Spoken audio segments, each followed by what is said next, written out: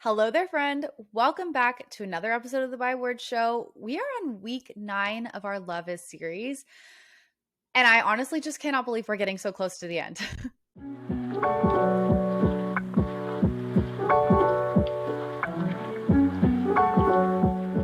I'll be honest, the next few weeks of this series as we're wrapping up are some of my favorites.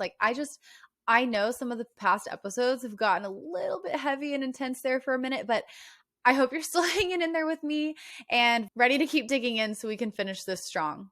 Before we dive in, this is your little reminder to take a screenshot, tag me, share it, let me know you were here, and then come right back and we will dive in. Okay, today we get to talk about a special one. Love rejoices in truth. This is one that I feel like people don't discuss a whole lot. And I honestly think that it's because there's not much conversation or understanding about what it really means. Like, if I'm being honest, this is still something that I really have to be like, okay, what is this again? Like, every time I go through the study, I'm like, okay, let me just remind myself here real quick because it's just a tricky one, right? So let's head over to Blue Letter Bible for some definitions, shall we? The first part of the phrase rejoice means to take part in another's joy. And then the second part of the phrase refers to the truth we're rejoicing in. It says this: sincerity of mind and integrity of character, or a mode of life in harmony with divine truth. So, the way I understand this facet of love is the invitation we have to share in God's joy over what is good and true. This is the part where we really get to partner with Him and experience His goodness and standing up for what is right and just. Because can we just remember, God is 100% holy. Before anything else, He is holy. He is God, and He is 100% righteous and just. He has no tolerance for evil or sin and everything that comes along with them. So, this is the part of loving well where we really have a real responsibility.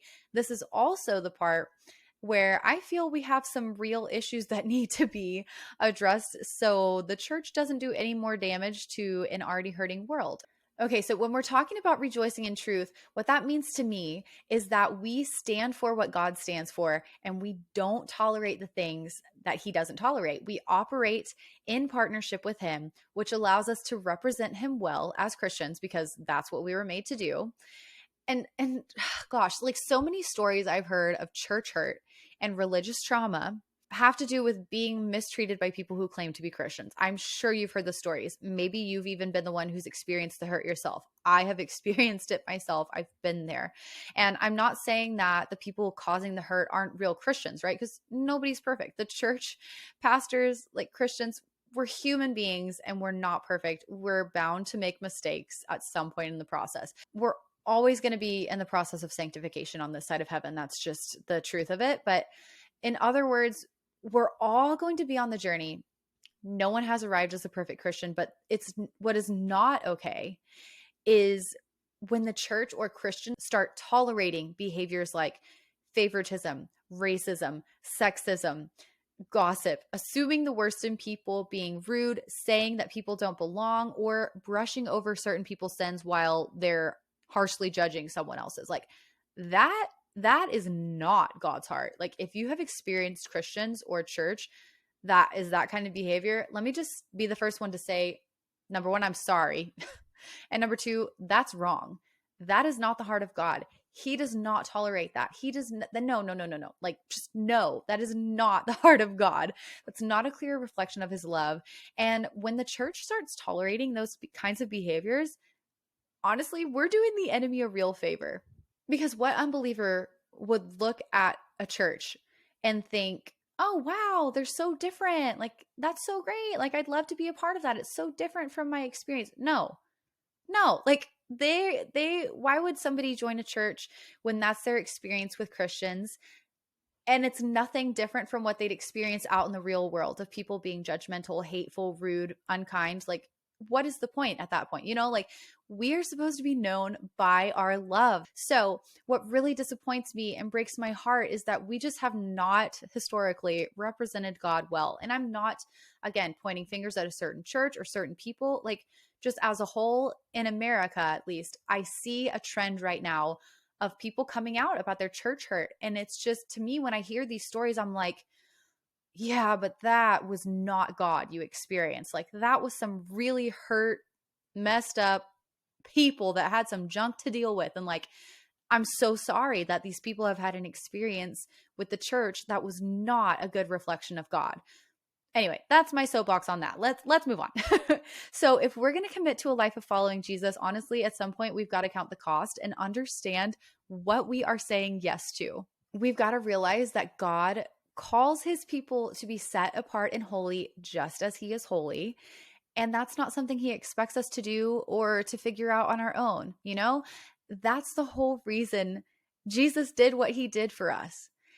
God sees us as whole and holy because he sees us through the lens of his love for us and through Jesus. So if we're going to be people that rejoice in truth and not in injustice, we've got to look at the world and the people around us through that same exact lens. Okay.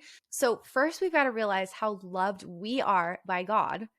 And then we've got to realize that everyone else is also loved by God, and then treat them the way that God would treat us. And that is what brings God joy. You know, I'm a mom, and this past year we've had some struggles with our son, and have just been on full on training mode, helping him with these behaviors that are not so fun. Like he's a toddler. So we've gone through the hitting and the meltdowns and like all of this, the fun stuff. You know what I'm saying? So whenever he gets in trouble for hurting someone or hitting a kid in his class, it breaks my heart because I know who he really is. I know that he is a good child. He's sweet, he's tender, he's kind, he's so thoughtful, he's so smart. And so it makes me sad to see him making choices that don't line up with the person that I know him to be. But there's nothing that brings me joy like hearing a good report that he was kind to his friend, that he was helpful to his teacher, that he said something sweet and thoughtful, and watching him make good choices on his own. That is just the most special feeling in the world. If you're a parent, you probably know what I mean, especially in the toddler stage.